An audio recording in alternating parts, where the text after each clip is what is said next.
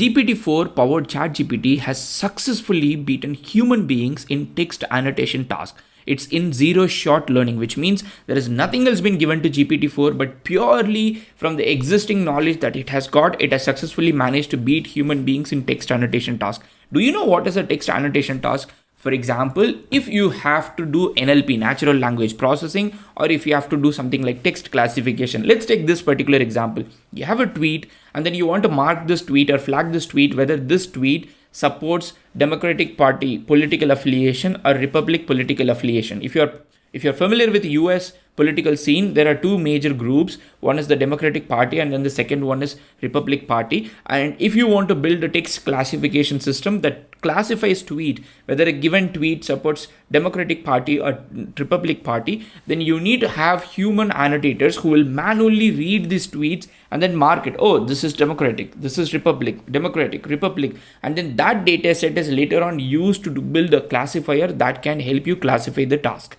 This is how typically natural language processing works, and human annotators play a very important role. In fact, in a lot of developing nations, a lot of people actually do this data entry jobs, the annotation job, because all they do is they read something, then mark it whether it is human, whether it is political affiliation, Republic political affiliation or Democratic political affiliation. This is one of the examples of how annotation happens. Annotation happens at different levels. But what we have seen in the latest paper is that ChatGPT-4 has successfully outperformed, like beaten human beings in terms of annotation task accuracy, that is in zero shot learning, which means no additional data has been given to it and it has successfully managed to do it. And that's what we are going to listen in this video, where how this has happened, what this has happened, and what kind of implications that it might have. The first thing for us to know is what is the task that is being discussed here. This is a task of annotating political Twitter messages. So what it says is ChatGPT-4 outperforms experts and crowd workers in annotating political Twitter messages with zero shot learning. This paper was very recently published a couple of days back. So what is this paper doing? It's assessing the accuracy, reliability, and bias of large language model. For what is it doing? It's doing the text analysis task of classifying the political affiliation of a Twitter poster based on the content of the tweet. So the LLM is compared to manual annotation both by expert classifiers and also crowd workers, generally considered to be golden standard. Crowd workers are golden standard because what would happen is a company that wants to build classification, they will send this text to me, they'll send this text to somebody else, they'll send this text to probably 100 humans signed up on Amazon Mechanical Turk or some other crowd platform, and they will take all these things and they'll take the aggregate. This is very similar like what they do with ensemble models. Like when you have multiple machine learning models, you ensemble them together and then you take the majority of the answer because you trust them. The same thing happens in the annotation world, and what ChatGPT or GPT-4 has done here successfully is it managed to classify it much better than what human beings have been doing traditionally. And if you see how it has been doing, this chart is quite important here. So you can see LLM here, the blue color line, that's where the ChatGPT or GPT-4 powered ChatGPT is. And you can see the experts and you can see the combined mechanical Turk, like the humans. So technically whatever humans were doing previously, ChatGPT-4 has like done outperform completely. It's not even a closer line where you can say it's not statistically significant. It has actually outperformed human being.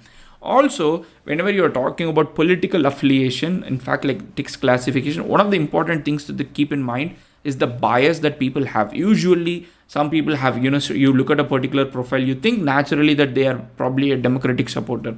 You look at a profile, you think they are a Republic supporter. It's an inherent bias that human beings usually have.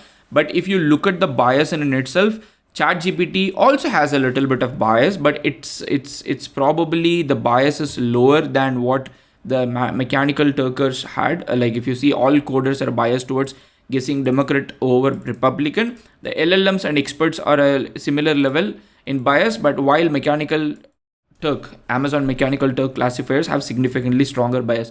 So even in terms of bias, the ChatGPT or AI bot here is almost closer to what the experts are. It is not like, very heavily biased. So this is a very interesting approach, very interesting in fact advanced in terms of how we are going to use ChatGPT. For example, I'm kind of thinking about the economical implications. I know a lot of people, at least like I come from India, a lot of people in India are employed at one task, which is annotation task, because Indian resources are not very expensive like resources in the US. So usually researchers from those countries, they actually come to countries like India where they get cheap annotation resources. So all you have to do is read something, follow the instructions, and then mark it. This is what people have been doing. But now what ChatGPT has done is it has managed to beat human beings. That means I'm not sure how people would be doing these kind of tasks going forward.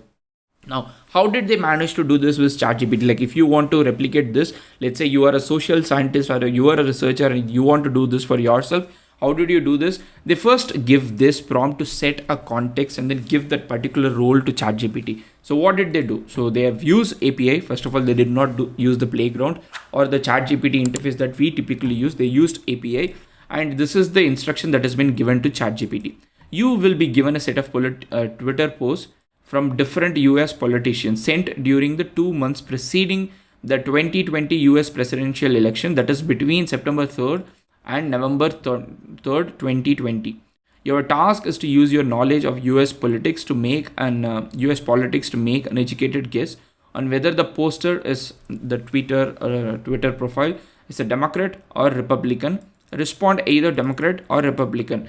If the message does not have enough information for an educated guess, just make your best guess. This is the instruction that was given to ChatGPT or GPT-4, and this was used. And the values are like they ran the model 5 times at a lower temperature and higher temperature to capture the total variety of responses, just to make sure it doesn't hallucinate a lot. So typically that large language models are blamed for hallucination. It's quite a truth. And also these days there is another thing that where they say that this is just a bullshit spitter, like it's a BS spitter. It just keeps on spitting some BS. People make sense out of it and people use it. You might ask, why not use humans? Why don't you keep on using humans? The problem is that while humans have been considered as the golden standard for these kind of tasks, so there are several limitations. One, humans are inherently slow. Like, we have to eat, we have to sleep, we have a lot of things to do in life. We are costly, which means missions like an API token would definitely cost much cheaper than human being, or at least at this point. And humans have this bias. Like I said, you go to an average American citizen and ask them to do it, they would have this bias. But you cannot say models will not have that bias. Models might also have that bias, but probably lesser bias is what we have seen. Have limited attention span. So that humans have this kind of disadvantages, and that is where I think a system like ChatGPT and GPT-4 can completely topple what human beings can do. And I see a future where people would probably use these kind of tools much better than human beings. Now, while all of this is really good, very impressive, so far you have learned how ChatGPT has beaten human beings, quite an impressive thing. I would like to bring to your attention one key element here. I'm not sure how much of an issue that is, but this is a very key thing whenever we discuss about ChatGPT. ChatGPT is quite good at memorization. Whatever it has seen, it has memorized, and it has that knowledge inbuilt. Now, what this analysis has done, what this paper has done, it has used Twitter messages from US politicians during the 2020 election. So it is completely possible that whatever ChatGPT is being asked now is already part of ChatGPT's training data. I'm not sure what kind of annotation or what kind of instructions have gone before into that. But the point here is that it is not completely new data that ChatGPT has never seen before. I would be quite impressed, like more impressed if this is, let's say, 2022 data and ChatGPT has not seen this data and then we see similar result. But there is a little bit of skepticism in me because this is a data that ChatGPT has already seen it, and that is while I do not dispute the results of this paper, I have that a little bit of skepticism to say, oh, this data has been already shown to ChatGPT somehow in some form. So it's completely possible that it is really performing better than human beings, probably because it's already part of the training data. I'm not sure, but that is something that you need to keep in mind whenever you see these kind of papers that talks about, oh, ChatGPT beat human beings, it has done great things. Then keep in mind that it's completely possible that there is some catch there. But overall, I think the capability here is unquestionable. You just set a context, like we saw the instruction how to set a context to ChatGPT. Like this, you will be given all these details. And after you do that in a completely zero shot learning setup, which means you don't give any additional examples, ChatGPT can really outperform human annotators in classifying political Twitter messages. I think human annotators are at the top of the job risk when ChatGPT goes mainstream. Like a lot of people have, when a lot of people start using it. Let me know in the comment section, what do you think about ChatGPT outperforming humans and what kind of political or economical implications it might have. See you in another video. Happy prompting.